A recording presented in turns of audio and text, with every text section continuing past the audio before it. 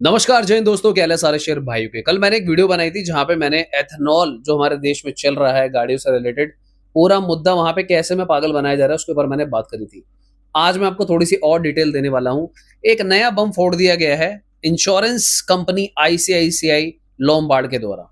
इन लोगों ने आज अनाउंस करा है कि अगर आपकी गाड़ी में एथेनॉल से रिलेटेड कोई भी प्रॉब्लम आते हैं, फॉर एग्जाम्पल आपकी E10 या E0 कार है और एथेनॉल की वजह से E20 पेट्रोल की वजह से कोई भी इशू आपकी गाड़ी में आता है तो आईसीआईसीआई रिस्पॉन्सिबल नहीं है और आपको कोई भी क्लेम नहीं मिलेगा। तो दोस्तों, अगर आपके माइंड में ऐसा कुछ चल रहा हो कि इंश्योरेंस कंपनी आपको बचा लेगी, तो नहीं, आपकी गाड़ी जो है उसका मरना तय है।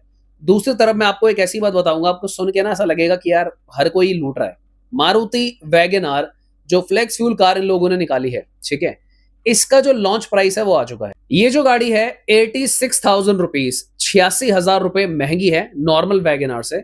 और एक बात मुझे समझ में नहीं आ रही कि भाई ये खाली टॉप मॉडल में क्यों मिल रही है। समझ तो मुझे ये भी नहीं आ रहा कि खाली ये अभी कमर्शियल यूज के लिए ही क्यों मिल रही है।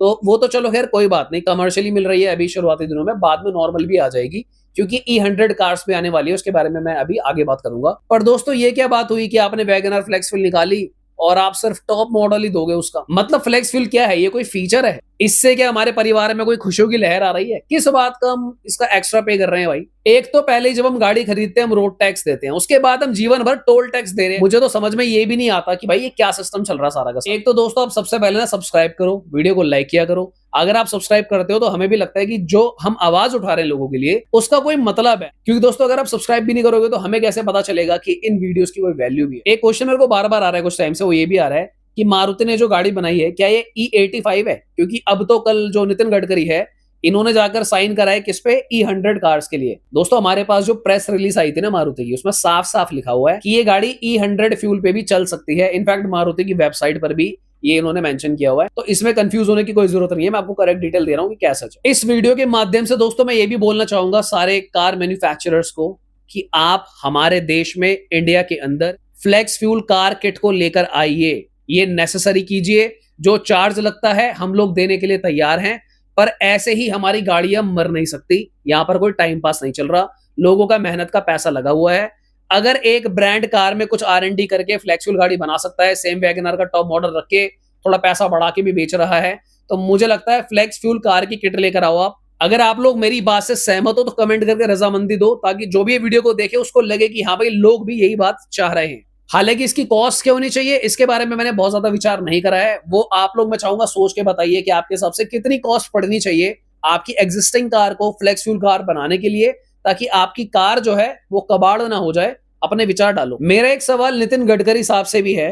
हमारे पास आपकी एक वीडियो है जहां पर आपने ये बोला था कि जब भी ये गन्ने के जूस वाला तेल आएगा, फ्लेक्स फ्यूल जिसको हम बोलते हैं, ये 15 रुपए लीटर होगा। ये मैं आपके आगे चला देता हूं। 120 रुपए जो पेट्रोल ले रहे हैं उसका भाव हम 15 रुपए लीटर करेंगे। बहुत मनुष्य लग रहे हो, मत करो, रहने दो। ये 15 रुपए लीटर वाला कहां गया? ये मतलब अगर एक इतनी बड़ी स्टेटमेंट झूठ हो सकती है तो दोस्तों हम कैसे मान ले कि ये जो तेल है हमारी गाड़ी, अगर मैं मान लेते, चलो मैंने फ्लेक्स फ्यूल भी ले ली, फ्लेक्स फ्यूल वैगन आर मैं ही ले लेता हूं, मैं कैब ही चला लेता हूं, काम करता हूं, है ना, क्या गारंटी है कि भाई मेरी वो कैब भी खराब नहीं हो जाएगी? क्योंकि जब आपका पहला कमिटमेंट ही फेल हो गया तो इस कमिटमेंट से क्या लॉजिक हो? हमारे देश में कमिटमेंट्स के नाम पे तो मजाक ही चलता है। अगर हमको टोल टैक्स देने ही है तो हम रोड टैक्स क्यों देते हैं भाई? भारत के कानून के हिसाब से जो सड़कें हैं ना, उस पे हमारा अधिकार है, वो हमारे चलने फिरने के लिए है। उसके बावजूद भी रोड टैक्स कलेक्ट करा जाता है। कोई बात नहीं, चलो, क्योंकि आपको लग रहा होगा भाई गाड़ी लग्जरी है, आपने रोड टैक्स ले लिया, टोल टैक्स क्यों ले रहे हो फिर हर जगह? भाई टोल टैक्स से भी बात नहीं बनी तो अब भाई नया फ्यूल ले आए हैं। अब फ्यूल की जो गाड़ी आ रही है वो फ्यूल की गाड़ी भी और महंगी है। मतलब हम क्या इसलिए पैसे कमा रहे हैं कि हम अपने बीवी बच्चों को सुख सुविधा देंगे, परिवार को, और वो ऐसे ही पैसा बर्बाद हो जाएगा? अच्छा, गुस्सा मुझे इसलिए भी आ रहा है कि उसमें भी एक ब्रांड क्या कर रहा है, जो मैंने आपको बताया, वो सिर्फ टॉप वेरिएंट में दे रहा है आपको फ्लेक्स फ्यूल गाड़ी, वो भी सिर्फ कमर्शियल यूज के लिए, और साथ में 80-90 हजार रुपए बढ़ाकर। वाह भाई वाह। अभी आप कहां जा रहे हो? सुनते जाओ। सब्सक्राइब तो मैं आपका आज करवा के रहूंगा। मारुति ने नया सर्विस पैक लॉन्च करा है, 10 साल तक की वारंटी आप अपनी गाड़ी पे ले सकते हो।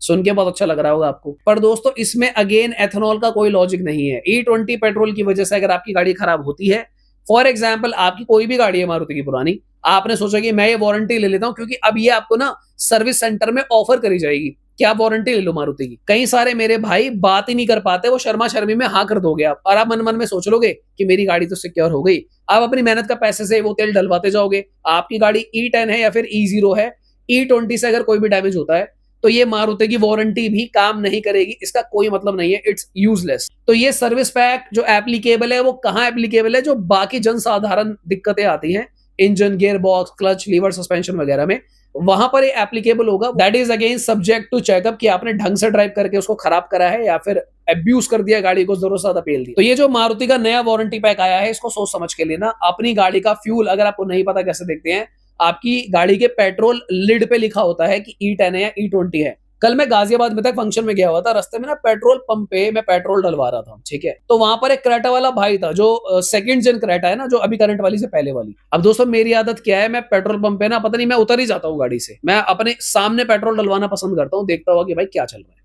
तो मैंने उन भाई से बात करी, मैंने उनसे क्वेश्चन करा कि सर आपकी गाड़ी जो है E10 है, E0 है, जो आप E20 डलवा रहे हो, उसके डैमेजेस के बारे में कैसे करोगे आप। और उन भाई को पता ही नहीं था, कह रहा जी मेरे को ज्यादा नॉलेज नहीं है, मैं तो बस पेट्रोल डलवा लेता हूँ यार, हम अपना काम धंधा करते हैं, हम कहाँ ध्यान देंगे। द पॉइंट इज कि अवेयरनेस ही नहीं है देश में, लोगों को पता ही नहीं है कि एथेनॉल E20 पेट्रोल से क्या डैमेजेस हो सकते हैं। इसी बात का फायदा उठाया जा रहा है।